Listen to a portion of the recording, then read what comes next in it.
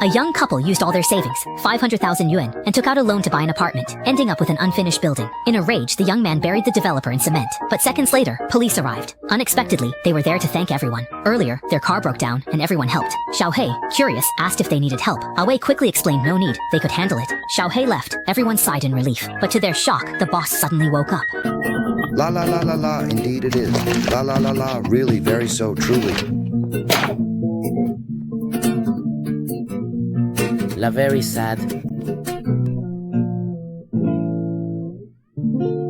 The boss, who was pressing for payment, was arrested again. A Qiang complained his house purchase was delayed, and mortgage payments wouldn't be reduced. The pregnant woman told A Qiang not to argue, but the boss retorted, "You legal ignoramuses, wait until the police come. You'll all be arrested and jailed." A Wei was at a loss. The four discussed a plan. Agent suggested releasing the boss. Money can be earned back, but jail is a waste. The pregnant woman fell. Judging from the boss's demeanor, he wouldn't release them easily. They were going to die anyway.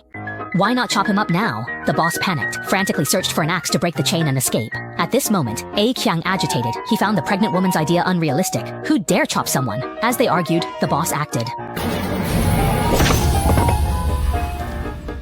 The air instantly froze. The four of them carefully went in to check, only to find that the boss had accidentally chopped off his own finger. Zhen, who had previously worked as a nurse, gave the boss a simple bandage, but she was still worried and turned to check on him again.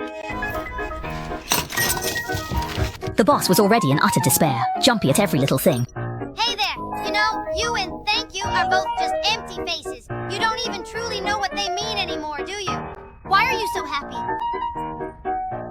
Unexpectedly, Ajin suddenly said she knew the boss and even thought he was a good person. This completely baffled the boss. Only then did the boss remember Ajin. Just as he was about to get closer to her, Qiang came in and called Ajin to hurry back for a meeting. The four of them started a brainstorming session. Ajin suggested they just run away abroad, but everyone wondered how they would survive without money. Suddenly, Wei had a wild idea. They could use the boss's finger to demand ransom. For a rich person, tens of millions isn't much, but for an ordinary family like theirs, it's a fortune, and then they could escape overseas. "My dream is to be a taxi driver," he said. His wife thought it was a good idea, and Qiang also raised both hands in agreement. In the end, they unanimously decided to extort the ransom using an anonymous letter. Meanwhile, the police had already started investigating at the tycoon's house.